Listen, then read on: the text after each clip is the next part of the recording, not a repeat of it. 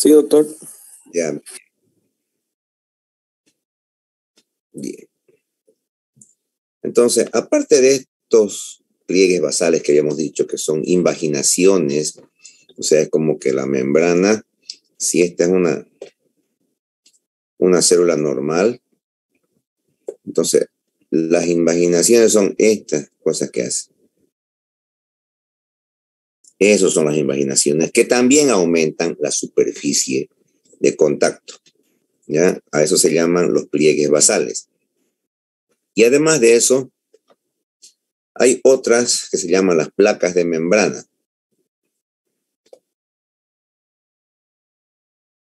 que sobre todo son características del sistema urinario, o sea, del endotelio del aparato urinario. ¿Y esto qué es? Son una especie de pliegues que trabajan cuando la vejiga se distiende o se contrae, o sea, está llena o está vacía. Vamos a ingresar dos más.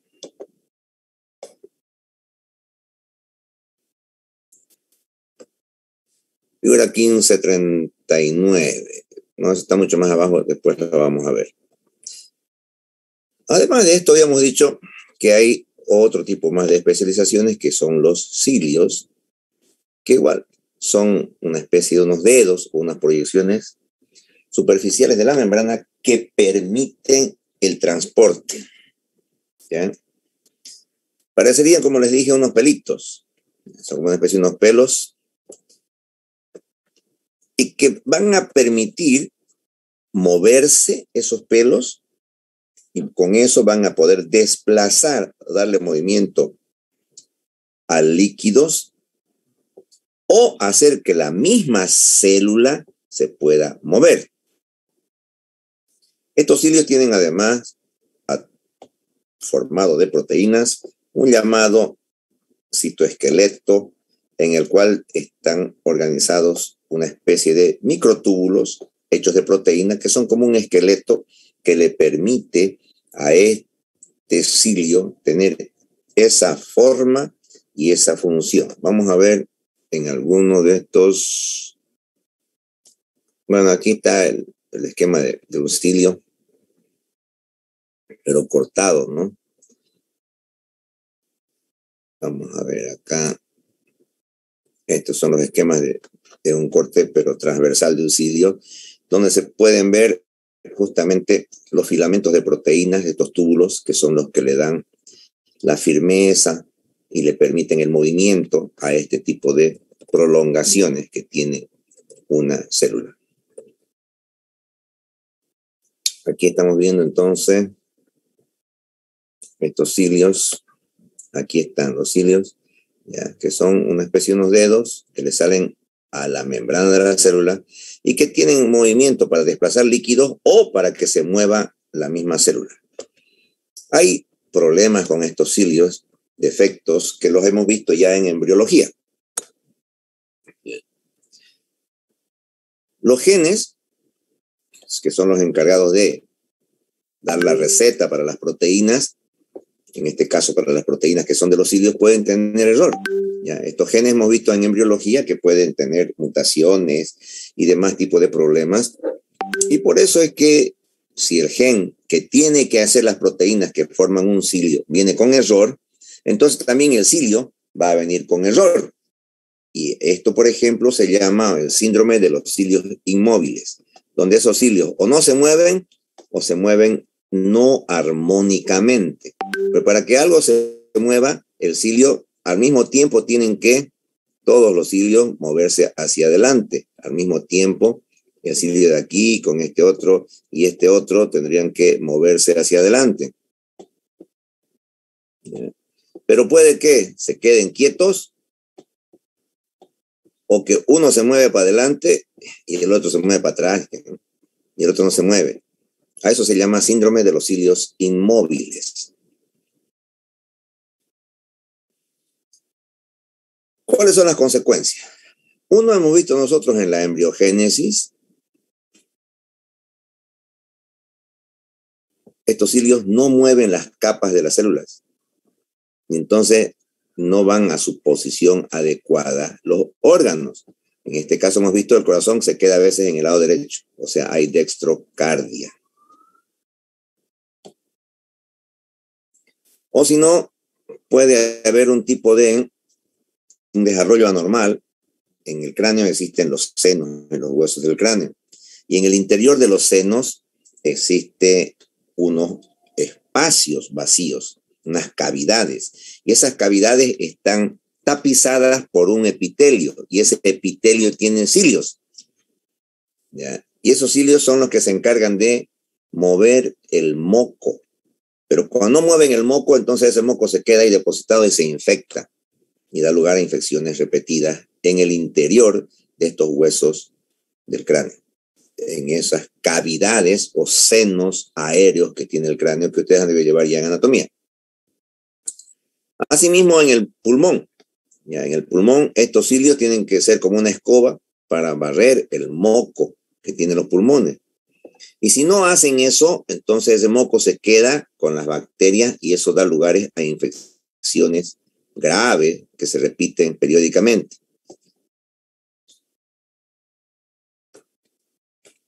Igual, si es que no se bota el moco, entonces se juntan el moco y eso hace que se dilaten las vías respiratorias.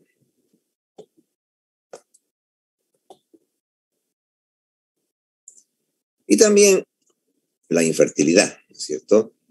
En el transporte, en la trompa de falopio hay cilios y si los cilios no movilizan el óvulo, entonces la persona puede quedar infértil. Entonces estos son los ejemplos de cómo las alteraciones de los cilios, que vienen esas alteraciones debido a problemas genéticos, hemos dicho, porque los genes son los que ordenan las proteínas que se van a combinar para formar estos cilios. Entonces, por error genético pueden haber todo ese tipo de problemas.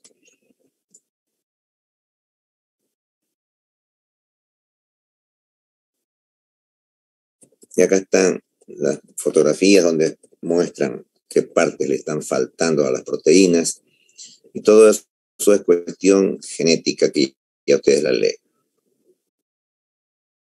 Entonces, estas proteínas que hay en la superficie de la célula, por un lado, o son enzimas para las reacciones bioquímicas, o sirven para unirse una célula con otra, o sirven para que se pueda reconocer a las células. En la parte de las vacunas y la inmunología, justamente eso es lo que se va buscando, ¿no es cierto? Cómo hacer que el organismo reconozca a una parte característica de esa célula para que le fabrique su anticuerpo. Eso es lo que están haciendo ahora en las vacunas actuales. Bien. Y justamente estas capas tienen contenido en azúcares, ¿ya? Estas capas superiores, y por eso tienen este nombre.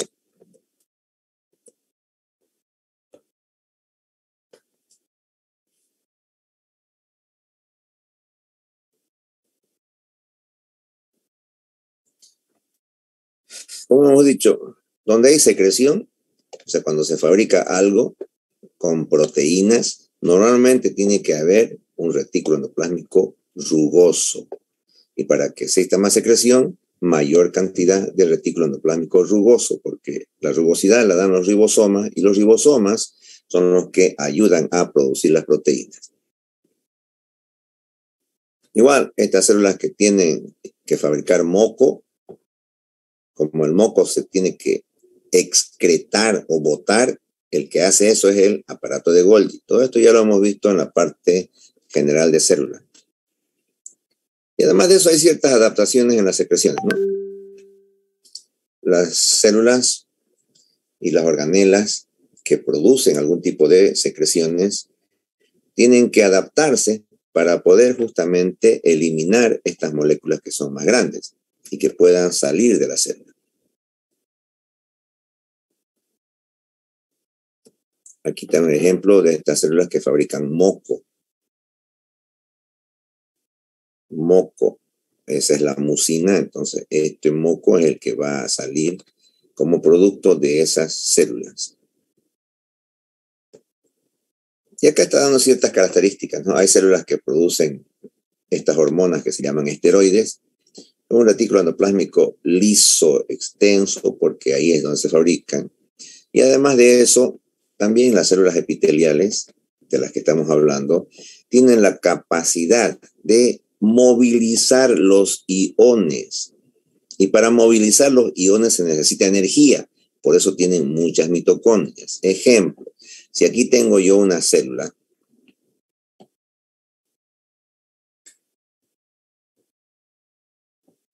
y acá tiene sodio en su interior y tiene potasio en su interior. Y acá afuera hay también sodio y hay potasio. Pero si ustedes se fijan, aquí el potasio es mayor la concentración, porque está más grandota. Acá es menor, y acá el sodio es menos, y aquí es más. Entonces, para que ocurra eso, lo que normalmente tendría que pasar es que acá esté una cantidad y acá adentro igual. Eso es lo más lógico, que exista igual cantidad a través de esta membrana semipermeable. Aquí una cantidad de sodio y la misma adentro, aquí una cantidad de potasio y la misma adentro. Pero ¿qué ocurre? Como la fisiología no funciona de esa manera, el sodio está en menor cantidad, entonces las mitocondrias tienen que dar la energía ¿para qué? Para sacar el potasio en exceso y que vayan aquí. Aunque hay más potasio acá, no importa. En contra de la concentración, la mitocondria da la energía para que el potasio salga y quede en valores normales. O viceversa. ¿Ya? Estas mitocondrias van a hacer que ingrese el potasio porque en el interior de la célula hay mayor cantidad de potasio. A eso se refiere la bomba de iones que tienen estas células para mantener adecuada la concentración de estos iones o electrolitos. Estas células, bueno, se agrupan en glándulas, las células, y en grupo ya las células agrupadas forman glándulas y van a eliminar los productos que hace cada una de las glándulas. Las secreciones epiteliales, aquí hemos visto que dice que se dividen en 4 tipos. Estas secreciones epiteliales, una, merócrino, 2, apócrino, 3, holócrino y 4, endocrino. Son las formas de secreción que existen. Y aquí estamos citando la forma en la cual se hace este tipo de secreciones. En el merócrino simplemente elimina un fragmento de la secreción. Como estamos viendo aquí, estas son las secreciones y empieza a eliminarla y esa es la forma merócrina. Apócrina es cuando junto con una fracción de la célula sale el producto de la secreción, como es esto. Holócrino es cuando la célula enterita se sale llevándose la secreción, como en este caso la célula se está desprendiendo acá de su capa basal. Y endócrina es cuando la célula vierte su secreción directamente a un vaso sanguíneo. De nuevo, 4 secreciones. Merócrino, cuando elimina simplemente la secreción. Apócrina, cuando elimina la secreción con una parte más de la membrana, o sea, con una vesícula se llama eso. Holócrina, cuando la secreción se va junto con toda la célula. Y endocrina, cuando la célula manda la secreción a la sangre. Así también hay clasificaciones de los tipos de glándulas que son secretoras. ¿Ya? Y acá tenemos las glándulas que son glándulas secretoras aisladas, donde ahí cada una de las glandulitas bota su secreción, o glándula tubular recta, este sería nuestro ejemplo, glándula tubular espiral, este es nuestro ejemplo de cómo está su arquitectura, y glándula ramificada, como este otro ejemplo.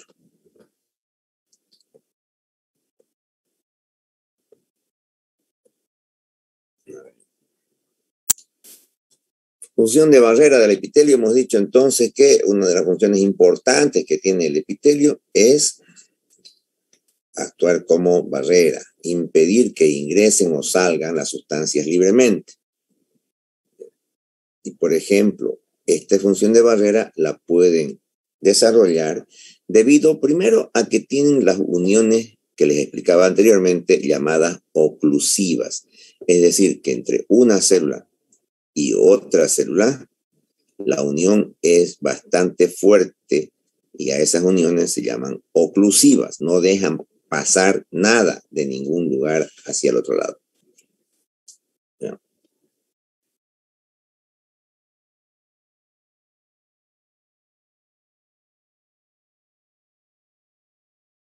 Vamos a admitir aquí a Denise da Silva.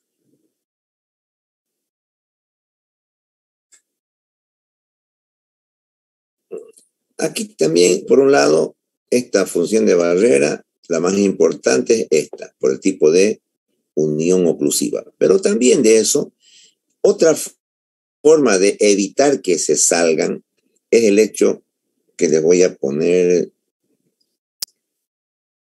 como un ejemplo. Cuando nosotros ponemos aquí en un recipiente, se hace un recipiente y aquí va a haber una membrana semipermeable. Y aquí vamos a poner líquido y acá líquido. Si a este líquido le aumentamos glucosa, sodio o proteínas, ya, vamos a poner glucosa o sodio o sobre todo proteínas, entonces en este lugar va a haber mucha más fuerza osmótica. Ya, aquí se habla del efecto osmótico. Y cuando hay un efecto osmótico, ¿qué quiere decir? Que esta osmolaridad, estas sustancias disueltas, hacen una fuerza de atracción y se van a absorber al líquido que estaba aquí. Entonces esto va a aumentar y este otro va a disminuir. Eso es la fuerza osmótica. ¿Qué ocurre en los lugares que tiene mayor concentración de ciertas sustancias como son las proteínas o la glucosa o estos electrolitos? Cada una de ellas ejerce una fuerza osmótica y por lo tanto esta barrera también se da por la fuerza osmótica que puede tener aquí la concentración de algunas sustancias. No van a permitir que esa sustancia se salga. ¿Por qué? Por esta segunda opción que tenemos, que es la osmolaridad. Otra función de barrera se facilita por esto que habíamos explicado. Esta es la 2, entonces, por la parte del efecto osmótico. Y la otra es los llamados desmosomas, que hemos dicho que es una especie de un refuerzo de las uniones mecánicas y la matriz extracelular. O sea, eso no permite que se desprendan las células. Otro mecanismo para que exista la función de barrera es la queratinización.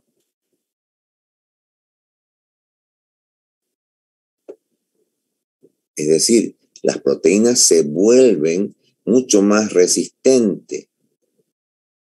La queratina es como decir el callo que le sale ahí a tu pie, a tu talón, a tu mano cuando estás agarrando tus machetes, tus asadones. Entonces, eso es la queratina, que es una transformación de las proteínas y que esas proteínas junto con esas células se mueren y van a formar esta capa impermeable, capa protectora resistente, que es la llamada queratina. Y eso es lo que tienen entonces las personas que andan descalzos, tienen eso en sus pies, en sus talones, o quienes trabajan con las manos en el campo tienen eso en sus manos, ¿no? Que son otra cubierta protectora resistente que igual hace una función de barrera mucho más poderosa todavía cuando está cubierto por mayor cantidad de queratina. Aparte de eso, y evita, ¿no?, que ingresen microorganismos, las bacterias, o también hay fosfolípidos que van a ser, como son grasa, los fosfolípidos es grasa, la grasa evita que ingrese el agua y también de esa forma es otra función de barrera. Acá está el ejemplo de la queratinización para que ustedes lo analicen, cómo ocurre. Y hablamos en la parte clínica de tumores de estas células epiteliales. Entonces, el problema con los tumores es que se pierde el control del crecimiento. Cuando no hay ese control y no se sabe exactamente por qué, porque justamente el cáncer sigue en investigación y sigue siendo una de las causas de muerte con bastante cantidad o porcentaje en la humanidad, entonces es porque se pierde el control del crecimiento y eso nos lleva a que crezca un tumor llamado también neoplasia. Así también se llaman los tumores, se llama neoplasia. Cuando el crecimiento o la neoplasia está en un solo lugarcito, a eso se llaman benignas. Pero hay unos tumores que, por ejemplo, aquí si vemos un ejemplo. Aquí hay un tumor que se queda ahí nomás, ese es un tumor benigno. Pero pueden haber otros tumores que no se quedan solo ahí, sino que crecen e invaden otros tejidos. ¿Ya? A eso se llama metástasis. Y esas son malignas. ¿Ya? Van a invadir o incluso se desprenden y van a otros órganos distantes a hacer también crecer nuevamente otro tumor. Esos son los malignos. ¿Ya? Entonces, una de estas neoplasias malignas es el que se llama carcinoma escamoso o epidermoide. Y cuando el carcinoma se deriva de las glándulas, se llama adenocarcinoma. Adeno es el prefijo de glándula. ¿Ya? Entonces, esto es un tumor con tejido de una glándula. Entonces, cuando se hace un diagnóstico de cáncer, justamente es lo que se ve en el microscopio, si las células corresponden a ese órgano o le han venido otras células diferentes a hacer este contagio o metástasis. Y muchas veces estas células del tumor no se parecen a sus células madre. O sea, si esto tienen una forma, normalmente los tumores benignos tienen la misma forma que su tejido original. Quería poner el número 1, entonces aquí estos del benigno son también igual, número 1, se parecen. En cambio, en estas otras, aquí la célula es número 1, pero su tumor cuando es maligno tiene otra forma, por eso le pongo el número 2. ¿Por qué? Porque varía la forma cuando son malignos. Y mientras más maligno sea, más va a variar esa forma.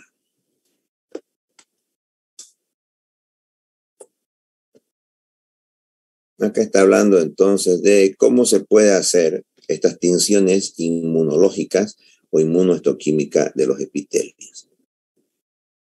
Y eso sirve justamente para hacer diagnósticos de estos problemas. Cuando se saca un tejido de un tumor para hacer los diagnósticos del cáncer. Y acá entonces va haciendo una serie de preguntas, ¿ya?, para que se pueda tener una idea de la gravedad que tenga o no ese cáncer, que ya ustedes lo van a ir analizando. Bien, aquí acabó este capítulo 3. Vayan leyendo y estudia para su examen del lunes, embrio. Si no hay ninguna pregunta, a tomar su API.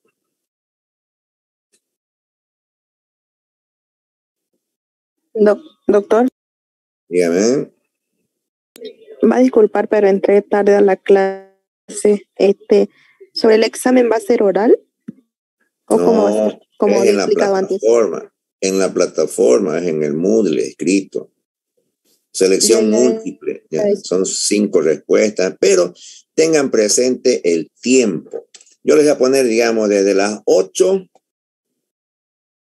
hasta las 8:20, 25, 30. Pongámosle a las 8:30. ¿Ya? No se puede poner mucho tiempo porque como ustedes son especializados en copie, desde segundo básico ya su mamá los ha vuelto copiones a ustedes y les ayudaba ya a hacer copie. Entonces, no se puede poner mucho tiempo. Entonces, es bueno que entren ustedes a las 8 de la noche. ¿Por qué? Porque a veces te cuesta entrar y demás cosas y vas perdiendo algunos minutos. ¿Ya? Si yo te voy a dar 15 minutos, por darte un ejemplo, ya, 15 minutos para tu examen. Esos 15 minutos, si entras a las 8, entonces tu examen a las 8:15 se va a cortar. Pero no importa, pues no, vas a tener los 15 minutos. Pero si vos entras a las 8:20, por ejemplo, aquí está a las 8:20. Las 8:20 no te va a dar 15 minutos, te va a dar solo 10. ¿Por qué? Porque a las 8:30 ya el examen se cierra. Entonces tengan ese cuidado de que tienes que entrar o intentar entrar a las 8:05 máximo para que te dé tiempo y tus 15 minutos estén completitos aquí dentro del margen que yo voy a dar. Porque si entras a lo último, se cierra esto y aunque no hayas hecho 15 minutos, aunque tengas solo 10 minutos o 5, igual tu examen se cierra y entra esa nota se queda ahí.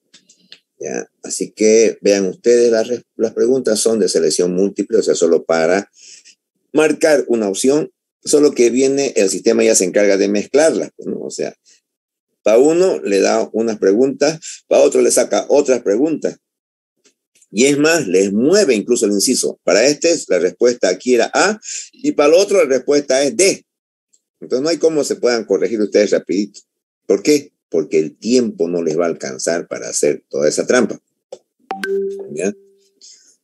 Entonces, y también se ponen preguntas de razonamiento. O sea, aunque vos le des a tu mamá, a tu hermanito, a tu papá, el libro para aquello, ya, ustedes, cada uno tiene un tema, porque así se organiza, ¿no? Es para hacer trampa. Pero cuando son preguntas para razonar, no, pues, ¿qué sabe tu mamá? ¿No es? ¿Cómo va a pensar, digamos, un razonamiento de embriología que yo le ponga? Tu mamá puede leerlo como está y dictártelo como está en el libro, pero la pregunta no está así, pues la pregunta es para razonar. Entonces, no va a servir que tu mamá o tu hermanito te estén ayudando. Y también el sistema me permite ver lo siguiente.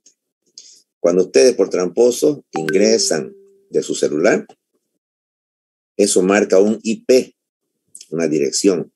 ¿Ya? Este IP sale aquí en el Moodle y eso solo yo puedo ver, donde dice ya, esta alumna entró de este teléfono y luego a los 2 minutos volvió a entrar, pero de este otro número.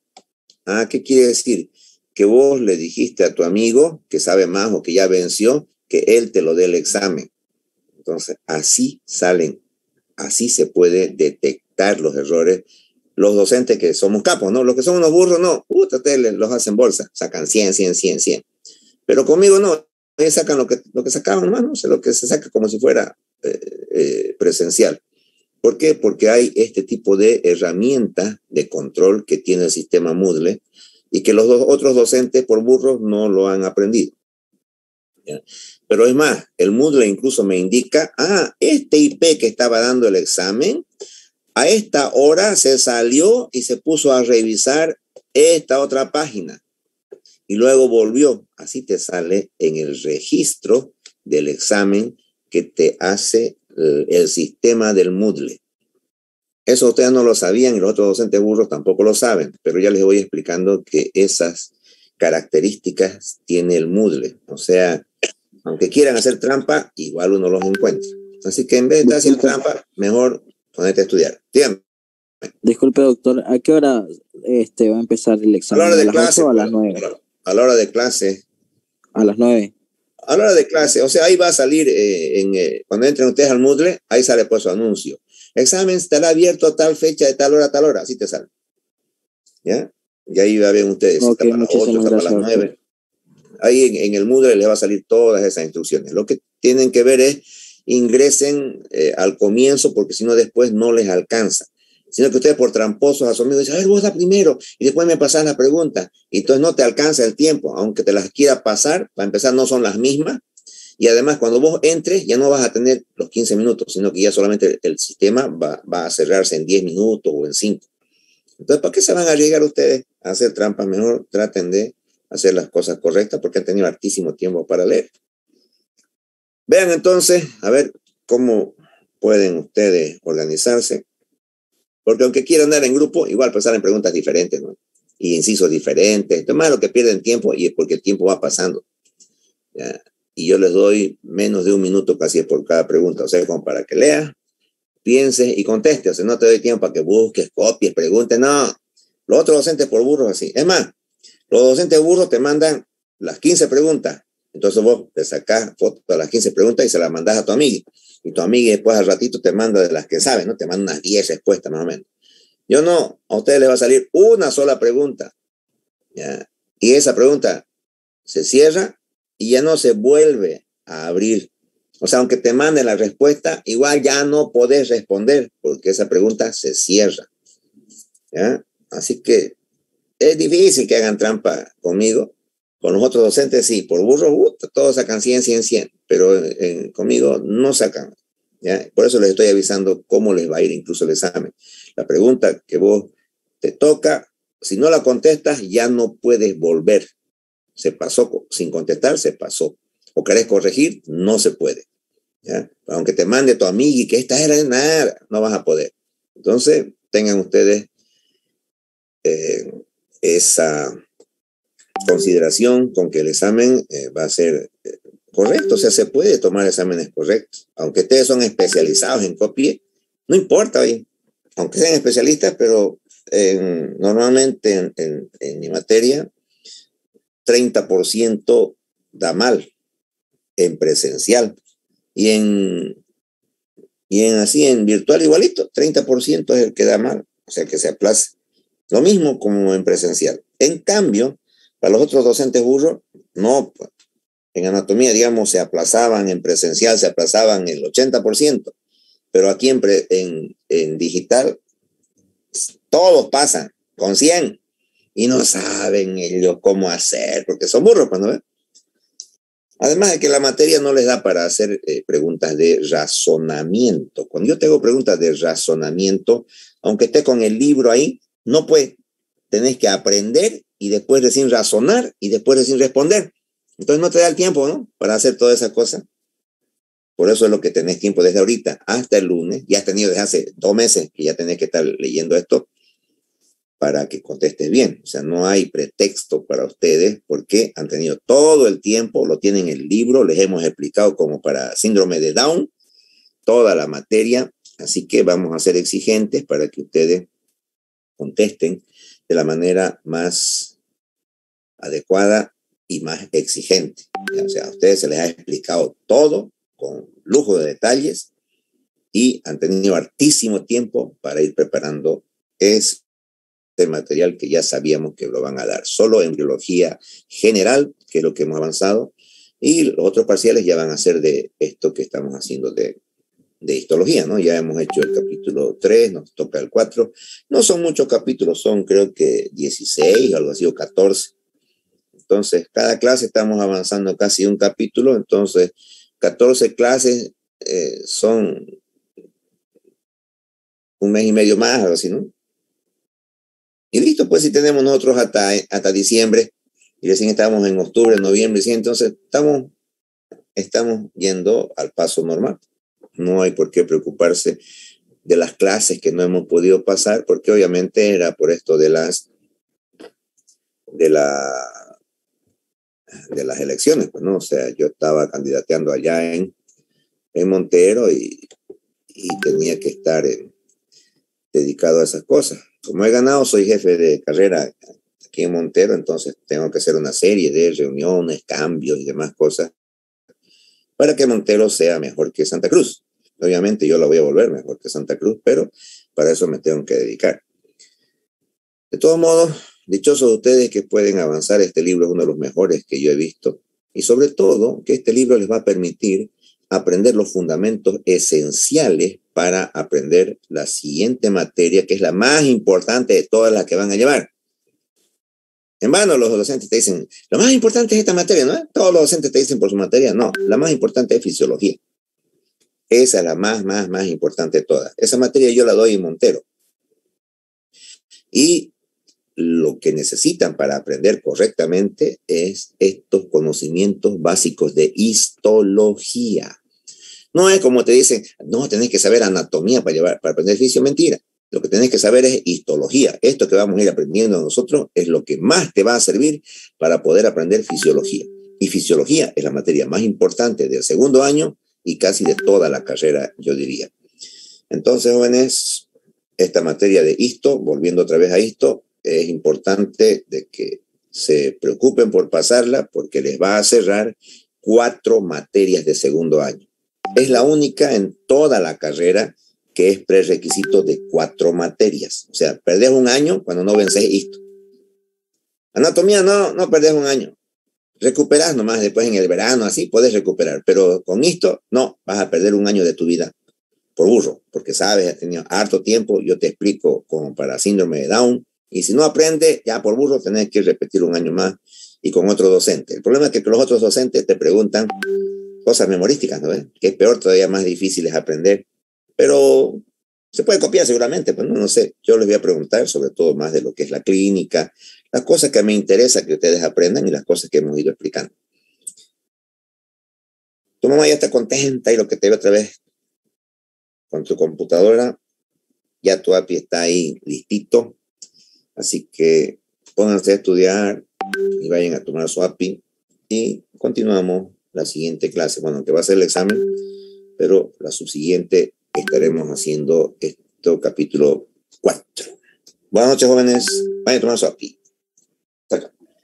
Gracias, doctor. Buenas noches, doctor. Gracias, doctor.